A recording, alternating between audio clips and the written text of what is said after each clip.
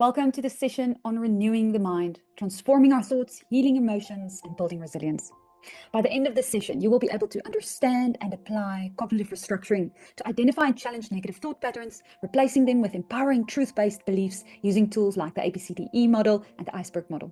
Then secondly, you will be able to recognize emotional triggers and distorted thinking by reflecting on past experiences with the life map and the feelings wheel, fostering self-awareness and emotional resilience. And then you will be able to reframe limiting beliefs and heal past wounds through inner child healing techniques, affirmations, and neuroplasticity principles to rewire your brain for growth and positivity. And then lastly, you will be able to develop a resilient, growth-oriented mindset by practicing self-compassion, reinforcing empowering beliefs, and utilizing practical exercises like journaling and the photo technique to align your thoughts, emotions, and actions with your true self. This session provides the tools and insights to transform your mindset, heal emotional wounds, and approach life with clarity, confidence, and purpose. Imagine your mind as a dense, uncharted forest like this picture, shaped by experiences, beliefs, and emotions. Many of us navigate life on autopilot, guided by ingrained thought patterns we rarely question. But you are not bound by them. Cognitive restructuring is key to breaking free. By examining your beliefs, challenging limiting narratives, and harnessing the brain's ability to rewire itself, you can reshape your mindset and take control of your life. This session will guide you through self-awareness, reframing negative thoughts, and building empowering truths, as we said. So when we talk about the self, we're referring to three main components: how we think, how we feel, and how we act. These are the three building blocks of who we are. Thinking isn't just about having ideas. It's also about understanding why we think the way we do and being open to different viewpoints. Listening without jumping to conclusions is a crucial part of this process. It's about being curious and questioning what we and others believe to be true. So what is cognitive restructuring? Also known as reframing or renewing of the mind. And it helps people identify and change negative and unhealthy thinking patterns. It aligns with the biblical principle of renewing your mind, choosing thoughts that align with the truth rather than being led by distorted perceptions or worldly influences. Everyone faces difficulties, challenges, or negative emotions at some point in life, and these struggles can shape the way we think, feel, and behave. And while negative thoughts are natural, repetitive patterns of distorted thinking can significantly impact mental well-being, decision-making, and relationships. So by renewing the mind, it allows us to shift our perspective and see situations through a truthful, balanced lens rather than through fear-based distortions. Cognitive restructuring is not about denying reality, but about choosing to interpret reality in a way that leads to wisdom, resilience, and growth. Cognitive restructuring was first developed by psychologist Aaron Beck in the 1970s, following Albert Ellis's work in the 1950s on rational emotive behavioral therapy. It offers a structured way to reflect on and challenge automatic thoughts, replacing them with more balanced, truthful, and constructive perspectives. Here's an example of cognitive restructuring in action. Michael has just handed a report to his boss, Jan. She reads it, thanks him for his work, and makes a few small criticisms. Unfortunately, one of these comments touches a raw nerve with Michael, triggering feelings of frustration and inadvocacy. He storms out of the office, back into his feeling angry and discouraged. However, Michael chooses to pause before reacting further. He takes a few deep breaths, writes down why Jan's comment upset him, and examines the situation objectively. He reminds himself that Jan appreciated his overall work. Her feedback was meant to help him grow, not to tear him down. And he actually enjoyed working on this project, and deep down he knows he did well. So by reframing his perspective, Michael's anger dissipates. He calls Jan to apologize for storming out of her office and says that he will apply her suggestions to improve his report. Instead of being led by reactive, distorted thinking, Michael took his thoughts captive and transformed the situation through cognitive restructuring. So how does cognitive restructuring help? Cognitive restructuring is a powerful tool for recognizing negative thought patterns before they spiral, challenging irrational or exaggerated beliefs that fuel anxiety, frustration, or self-doubt. And it replaces unhelpful thoughts with truth-based, constructive thinking. It helps us break free from unhealthy mental cycles by aligning our thoughts with wisdom, truth, and clarity.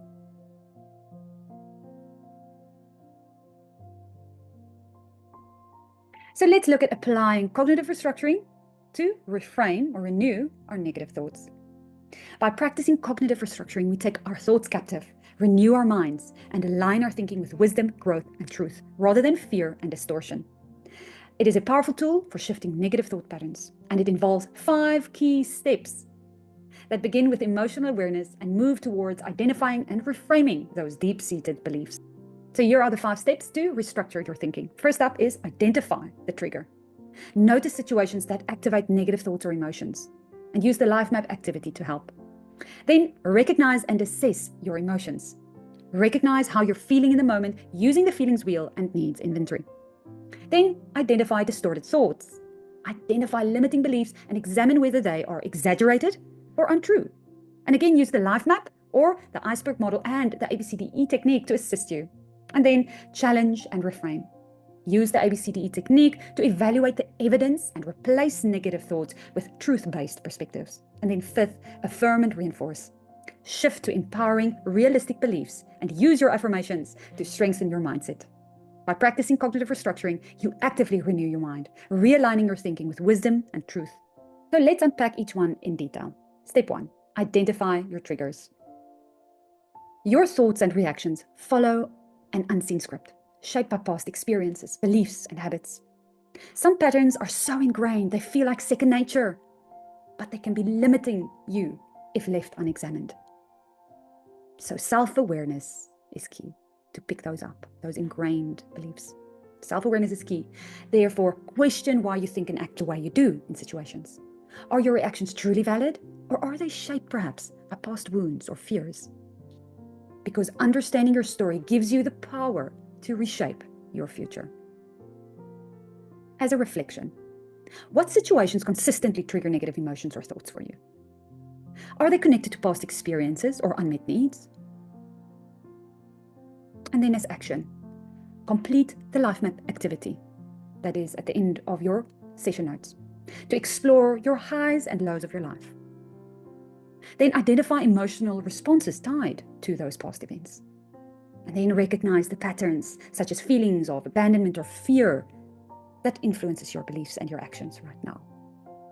Remember, awareness is the first step to transformation.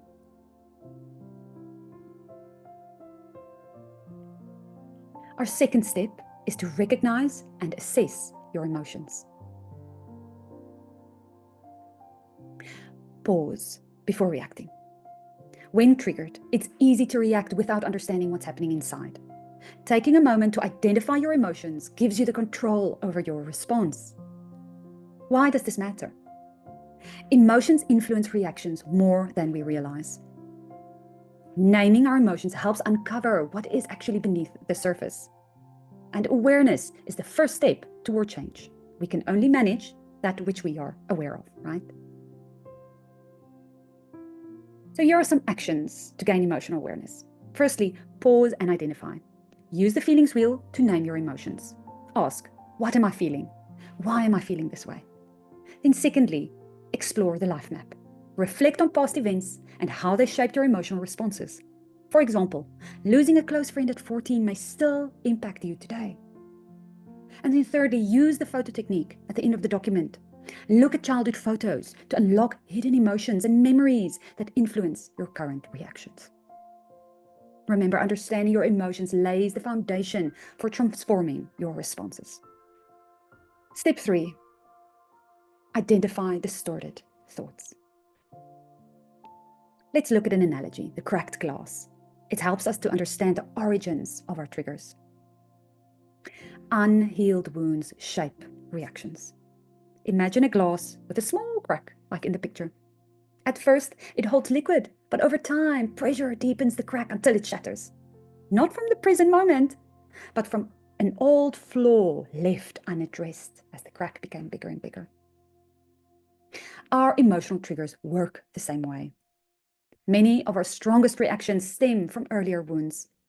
And when new experiences touch these wounds, they trigger intense emotions. We aren't just reacting to the present, but to layers of past pain. Healing starts with awareness. By identifying these wounds, we can mend them and build emotional resilience. So we want to embrace healing. The art of kintsugi. Kintsugi is turning brokenness into beauty. In Japanese art, when pottery breaks, gold fills the cracks. They make gold inlays in the cracks. Why gold? Because they didn't have glue centuries ago. So they fill the cracks with gold and mend it again, making it more beautifully than it was before. Instead of hiding the imperfections, they are honored as part of the piece's journey. The same applies to emotional healing. Our past wounds don't define us. They can become emblems of strength that gives us character, that gives us experience, that gives us wisdom. Makes us interesting. By addressing emotional cracks, we grow in maturity and resilience. Healing doesn't erase our past, but it transforms it into wisdom. So as a reflection, what past wounds might be influencing your current reactions still? How can you begin to honor them as part of your journey and heal? So let's look at another analogy, the iceberg model for self-awareness. We want to look at what you see versus what lies beneath. The iceberg model is a useful metaphor for understanding how we process emotions and beliefs. Imagine an iceberg floating in the ocean. Above the surface, we only see a small part. That is, the visible behaviors, emotions, and thoughts we are consciously aware of and actively in control. However, beneath the surface, much more remains hidden, influencing our actions and decisions in ways we might not immediately recognize. So there are 3 layers to the iceberg. The first one is the tip of the iceberg. That is our conscious awareness. The part of ourselves that is visible and expressed in our daily behaviors, reactions, and thoughts. This is what we can see and control, but it's only a fraction of the full picture. Secondly, just below the surface is the subconscious awareness. This layer holds stored emotions, past experience, and learned patterns. This is our emotional response. It often influences our immediate reactions, even if we don't fully understand why we feel a certain way. For instance, it's just underneath our consciousness. It's the subconscious. So we can sometimes easily access the most prominent emotion. For instance, I'm angry that somebody drove in front of me. Yet to understand where that emotion comes from, what is the raw nerve it's touching deeper down, that is lower down in the mountain, the iceberg mountain. So now, third step, going lower. Deep below the surface, the deepest part is the biggest part of the iceberg. This is the unconscious beliefs and our core perceptions. This is where our thought patterns, core beliefs, and deep-seated narratives reside. These beliefs shape how we interpret life, and many of them have been formed in early childhood. Some of these beliefs are healthy and rational, while others may be outdated, distorted, or rooted in past wounds. Also, notice the connection at the deepest parts of the iceberg between our belief structures and our unmet needs. Unmet needs from childhood and early experiences such as not being validated, affirmed, or made to feel secure due to a caregiver's lack of awareness or their own unresolved wounds. They shape core beliefs like, I'm unworthy, I'm not good enough, I don't matter, I'm insignificant. And from there, a negative cycle begins. To cope with these unmet needs and painful beliefs, we develop coping mechanisms such as people-pleasing, overachieving, perfectionism, avoidance, or numbing. Because these patterns exist deep in our unconscious, they operate as automatic habits.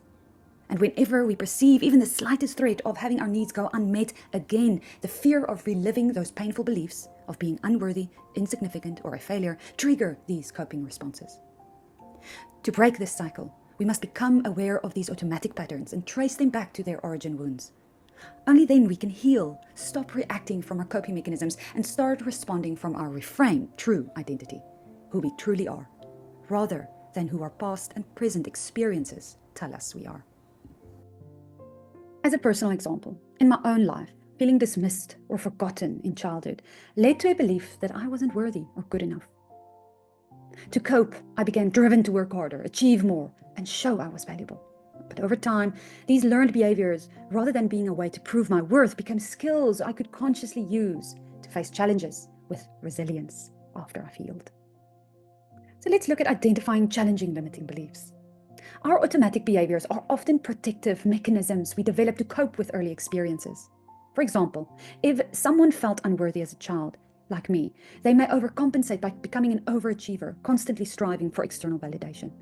While these behaviors may have once been survival strategies, They can turn into automatic patterns that no longer serves us. Being on autopilot in those coping mechanisms, being led by whatever triggers those in a given situation. The challenge is to recognize these patterns and separate them from the need to prove our worth. So here are some steps for self-reflection. First up, use tools like the feelings wheel to identify emotions and uncover hidden triggers. Use the life map to explore life events that shape your core beliefs and recognize how they influence your current responses. And ask yourself, what about this situation is making me feel this way? Is this reaction tied only to the present? Or is it linked to something deeper from my past? As a famous quote goes, we are all unreliable narrators of our lives. There's always another possible version. The way in which we narrate our lives shapes what they become. If we change our stories, we change our lives. We often feel trapped in our stories, but we do have the freedom to choose to change them. Freedom comes with a responsibility to own my part of the story and my need for change. Change always involves a loss of the predictable, a loss of what was known. But once we edit our story, we need to let go of one version and start telling a new one. This is scary at first, but do become easier over time.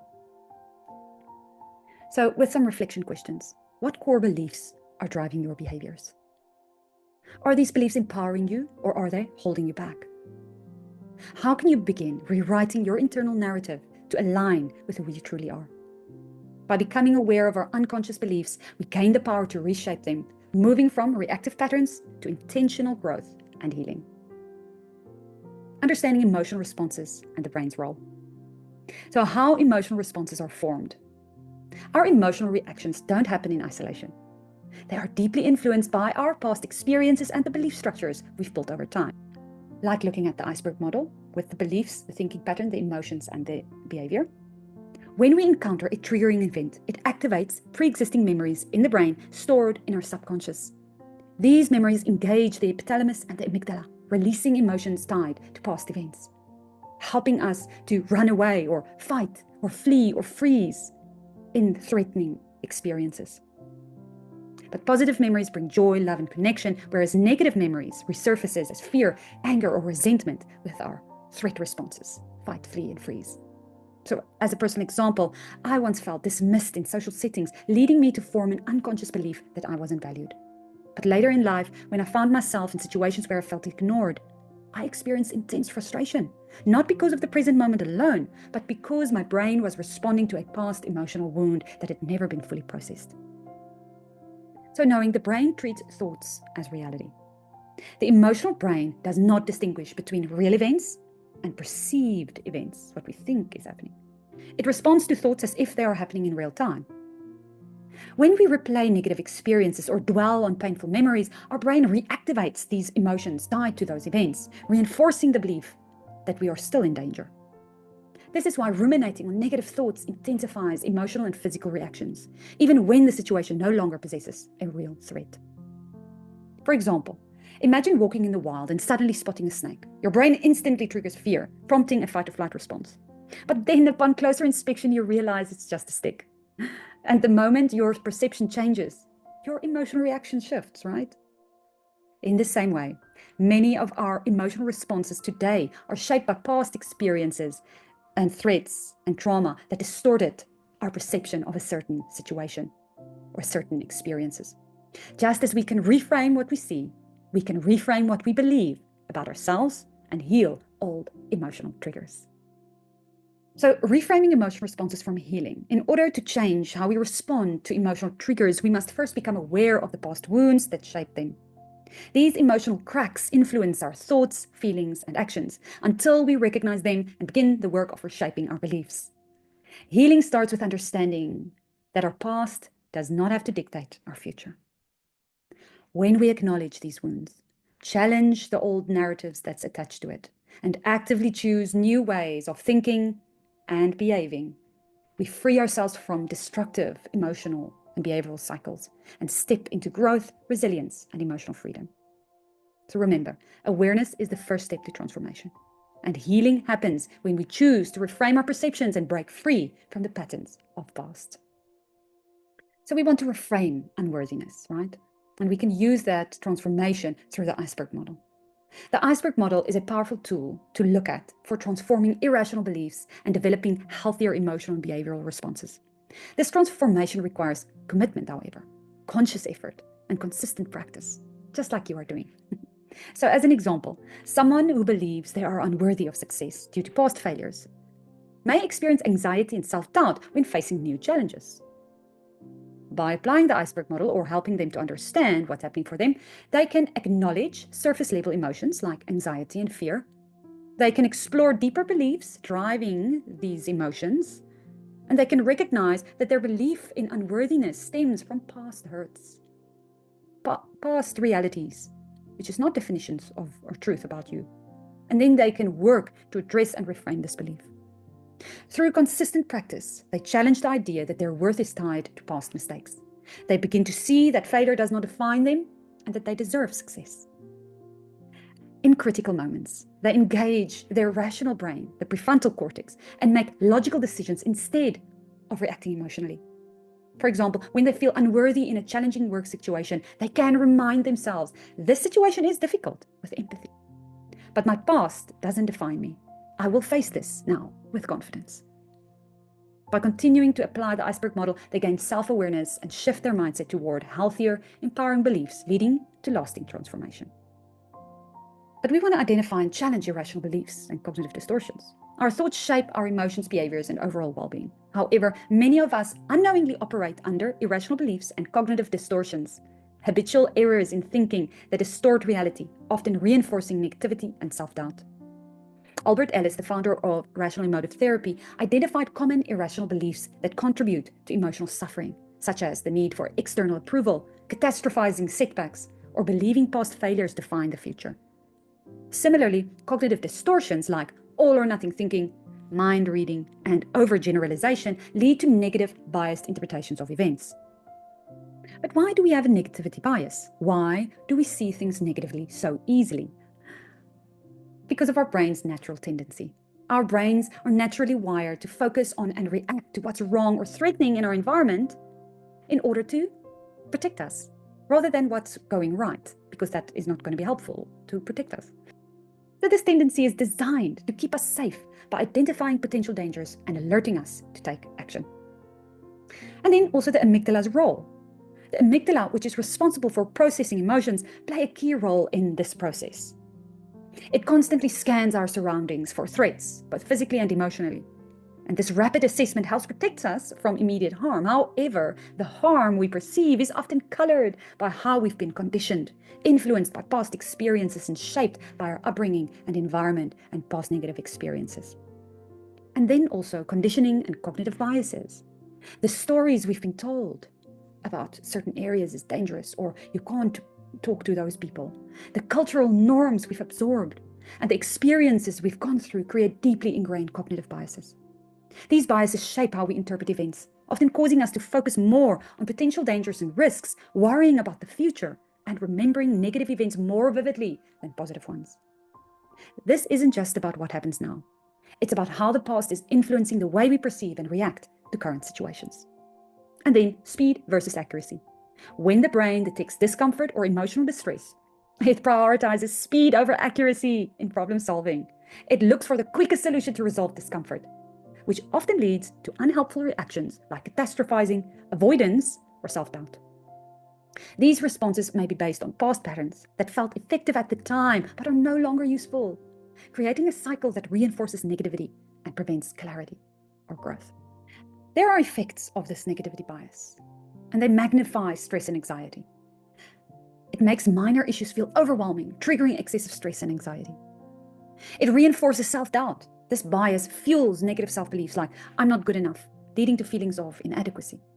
It damages relationships. We tend to assume the worst in others' intentions, which can strain relationships and hinder effective communication. And it limits personal growth. Fear of failure caused by this bias may lead us to avoid challenges, missing opportunities for growth and development. Breaking the bias. Recognizing and challenging these cognitive distortions is the first step toward breaking free. By shifting our mindset, we can embrace a more balanced, truthful perspective and open ourselves to greater possibilities, confidence, and resilience.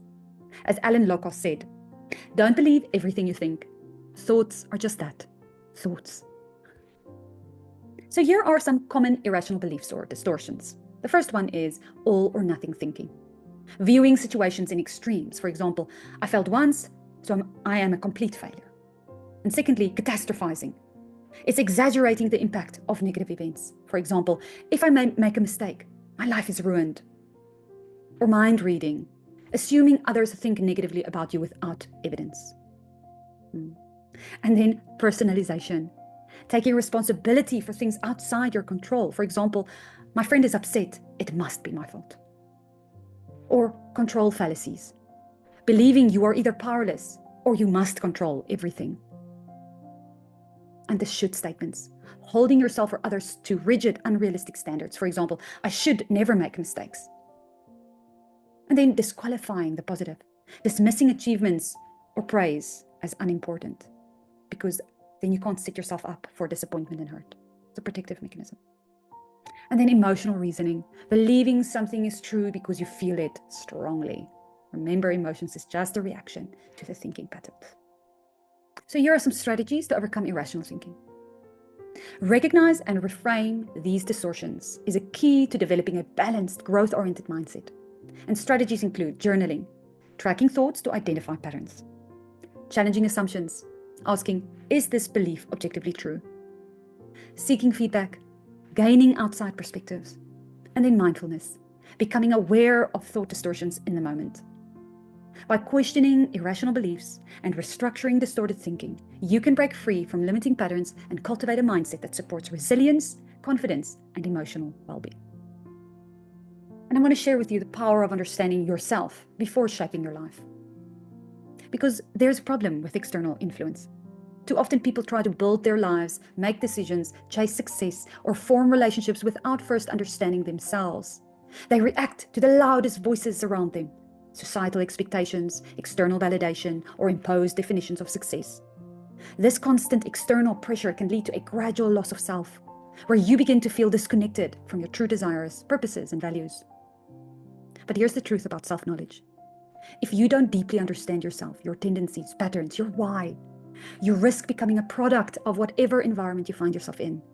You get caught up in the rush of, I should be doing this, or I need to be that, or I should be this. And slowly you start to lose touch with who you truly are. What if, instead of trying to change who you are, the key to growth is to understand yourself so well that you can work with your authentic self, that you will get into your own rhythm. When you deeply understand your strengths, weaknesses, and values, you move forward with confidence from the person you already are, not trying to force yourself into a life or a version of success that doesn't fit. That's when true and real transformation begins. Because the patterns hold the clues. Reflection is essential for growth. Take a moment to reflect deeply on your life. Ask yourself, what are the recurring patterns in your behavior or responses? Are there certain habits or ways of reacting that stem from past survival strategies, especially those rooted in emotional pain or trauma? Or are they shaped by outside pressures telling you what to be? Often these behaviors, though once helpful, no longer serve us in the present. And they may even be sabotaging your growth without you realizing it. And remember, your past don't define you. While the past has certainly shaped you, it doesn't have the power to define your future. It's a reality past, not a definition of your truth. It reveals where healing and growth are necessary, yes. Your experiences, including past struggles, have given you wisdom and depth, and these are valuable resources for personal transformation. By recognizing patterns that stem from past hurt, you can begin to free yourself from them and create new, empowering responses to life's challenges. I want to share a part of a story of my journey that shaped who I am today. As a child, I often felt small, unheard, and unnoticed, like my voice didn't matter. I vividly recall the image of a child lost in the woods, screaming, but no one hearing. This experience deeply impacted my sense of self-worth and how I engaged with the world. And in response to this deep sense of being overlooked, I developed a survival strategy. I sought significance in the eyes of others, believing that validation from others will fill the emptiness I felt. But here's the thing about survival strategies. They try to fill a void with external approval, when in reality, what's needed is internal healing. The approval I sought from others never truly healed the wound of feeling invisible. Only self-acceptance could do that. As I've gone through my journey of self-awareness, I've learned to recognize when old patterns creep in, as they do, because they never go away. And while those old wounds or behaviors may resurface, and they will, I now have the power to choose how I now will respond. I no longer need to prove my worth because I understand that my significance doesn't come from external validation. It comes from within, from who I already am. This shift has allowed me to embrace freedom. I now know that I am not captive to my past. I am free to choose how I move forward. The beauty of freedom is that it's a choice that grows with time and intentionality. Even when I found myself slipping into old patterns again, I can remind myself that I'm free, and that realization continues to grow as I choose it. So we need to understand our blind spots and personal perspectives. We all have unique habits and ways of thinking that influences how we perceive the world around us. And these patterns are like personal stories that we believe to be true, just like we've heard now earlier. However, if we never challenge or examine the origins of these stories, they can limit us, and they will. Think of our perception as a map of reality. It's our map of reality, whether it's blue, pink, gray. Each person's map is different, based on their individual experiences and beliefs. And these differences in perspective can sometimes cause misunderstandings or conflicts, particularly in relationships. But we need to recognize the limitations of our own view. It's essential to recognize that our beliefs and opinions are just one version of reality, based from our perception or their perception. It is shaped, our opinions are shaped by our personal experiences and understanding. To live happier and more fulfilling lives, we must be open to different perspectives and willing to question our own beliefs and where they come from. Only then we can grow and experience a fuller, richer view of the world around us and appreciate the difference. It's just different. It's not threatening. It's just difference, not a threat. So let's see things from different angles. Consider this image. Depending on your perspective, you see either a young woman or an older woman. Can you? Which one do you see? Because life is very similar to this image. Sometimes we are so used to seeing things from one viewpoint, the older woman, for instance, that it's hard to imagine seeing them from another way, the younger woman. Just as you struggle to see either of them, it works the same with life. But there's a power in perspective. Just because we see something a particular way doesn't mean that's the only way, the only truth. The reality we experience is often shaped by our perspective. And in any situation, there are different angles, and what we perceive may not be the full story. And therefore, there's value in open-mindedness.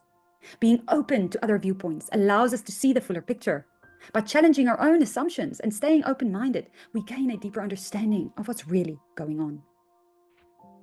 So as a practical exercise to explore your perception, complete the life map activity at the end of the session notes. Use the life map activity to reflect on past experience, such as financial setbacks or other challenges, and consider how these experiences may have shaped irrational or distorted thinking, such as, I am unworthy of love, or I am powerless.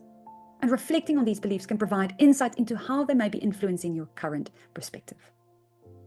And then complete the ABCDE technique, also at the end of the document, to identify negative beliefs formed by activating events. For instance, after experiencing a financial crisis or feeling abandoned during your parents' divorce, you may have developed feelings of powerlessness. And by recognizing these beliefs and their origins, you can start to reframe them and move toward a healthier perspective. And by practicing these tools, you can break free from limiting beliefs, improve your understanding of yourself and others, and cultivate a more open and fulfilling life. And step 4 of applying cognitive restructuring: challenge and reframe negative thoughts. First, we will look at the ABCDE technique of Albert Ellis, but specifically the D part, the debating part. Disputation or debating is the 4th step in cognitive restructuring, where we challenge irrational or limiting beliefs, the thoughts that often trap us in negativity. The goal is to scrutinize these beliefs to see if they hold up to evidence, logic, or usefulness. And by doing so, we create space for healthier, more empowering beliefs. Let's explore the 3 ways to challenge or dispute or debate these beliefs, our triggered beliefs. First up, empirical or scientific debate. Here we seek concrete evidence to support or disprove our negative thoughts. For example, if a presenter believes they are bad at speaking due to a past experience, this belief can be reframed. Acknowledging the setback with empathy helps the person realize that the past doesn't define their abilities today. Setbacks are temporary, and they don't determine worth or potential. The second way of debating is functional debate. This approach explores whether our beliefs serve an unspoken goal. For instance, a presenter might say they are bad at presenting to avoid discomfort. This could stem from deeper insecurities or a belief that they have nothing valuable to offer. By challenging this belief, the root cause of fear can be identified and reframed into a belief that encourages growth and self-empowerment.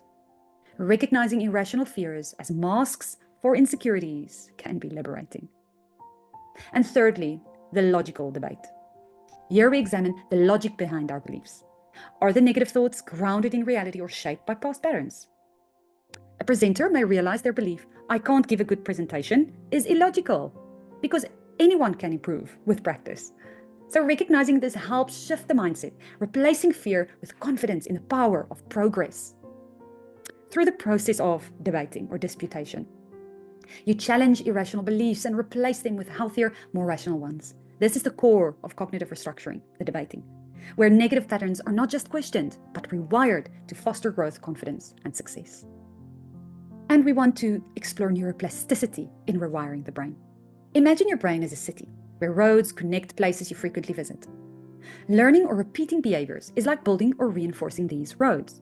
This process is called neuroplasticity. It is the brain's ability to rewire itself based on what we repeatedly think and do. As Norman Deutsch explains in The Brain That Changes Itself, our brains continuously reshape. And the phrase, neurons that fire together, wire together, shows how repeated thoughts and actions strengthen neural connections. And the question is, are we reinforcing negative patterns? Or are we focusing on empowering truthful beliefs? The more we engage with a thought or behavior, the stronger the pathway becomes. Neuroplasticity means we're never stuck. Even old habits can change if we consistently choose new patterns. However, because the brain prefers familiar pathways, breaking old patterns is difficult. And we must intentionally build and use new roads for lasting change. So I want to tell you a little bit about a lesson in neuroplasticity called The Story of Two Wolves. An old Indian Cherokee shares a profound lesson with his grandson. He says, there is an internal battle within us all. There is the two wolves that fight inside. One is the negative wolf, anger, envy, sorrow, etc. The other one is the positive wolf, joy, love, and hope. And the grandson wants to know, which wolf wins? And the Cherokee response is simple yet powerful. The one you feed. And this story perfectly captures the essence of neuroplasticity. Our brains don't change randomly. They change in the direction we choose, we feed. So, if we repeatedly reinforce negative thoughts, those pathways strengthen, making negativity our default mode. But if we choose to focus on positive and constructive thoughts and thinking patterns, we build those pathways instead. And over time, the negative wolf weakens and the positive one grows stronger and can win every time. True fulfillment doesn't come from external circumstances or validation. It comes from within, from the decisions we make every day about which thoughts and beliefs we nurture and feed. Viktor Frankl encapsulates this very beautifully as he says, everything can be taken from a person, but one thing, the last of human freedoms, to choose one's attitude in any given circumstance. Neuroplasticity means change is always possible, no matter how ingrained the patterns seem. The real question is, which wolf are you feeding? Which thoughts and beliefs are you nurturing and continuing to tolerate and entertain? And which ones are you choosing to challenge and replace? As an action of reflection, to deepen your self-awareness, use the life map activity at the end of the document to reflect on areas where you felt demotivated, stuck, frustrated, powerless. These moments often point to limiting beliefs that need to be challenged. So you can begin feeding the positive wolf, creating a mindset of growth and resilience. And our fifth and final step in applying cognitive restructuring, affirm and reinforce. Renewing your mind is not a one-time event. It is a continuous practice, lifelong. I remind myself of who I am regularly through the symbols. For instance, mine is a chandelier. My purpose, why I switch on to life. And my affirmations, why I'm good enough, that I speak over myself. These help me stay grounded and rooted as I move forward in life. Because without these practices, I risk losing myself, as I did. And losing myself will affect my children. They won't have the mother they deserve and were meant to have. My husband and I, our relationship won't grow as it is meant to. My work and passion won't reach the world in the way it is meant to. True growth begins with understanding who you truly are. It's about knowing where you've been so you can step forward differently. Not as someone else, in a different rhythm, no. Not as the world tells you to be, but as you, in your own rhythm. Understanding yourself and your story is vital for genuine transformation. So in order to do this, to reframe your life, you want to apply the ABCDE technique. It's a powerful tool that can reshape your thoughts. And it will reinforce healthier, more empowering beliefs. So I want to focus on the last two steps of the ABCDE technique, D and E. Disputation, the fourth step, debating, as we spoke about earlier. This step involves debating and challenging irrational beliefs. It's about breaking free from limiting thought patterns. And then the E, but it's also affirmation.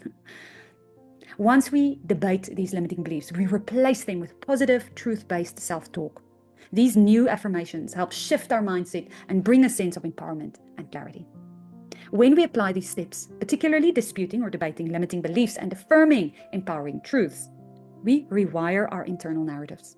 This process leads to greater confidence, clarity, and a sense of agency, allowing us to approach life with the renewed perspective.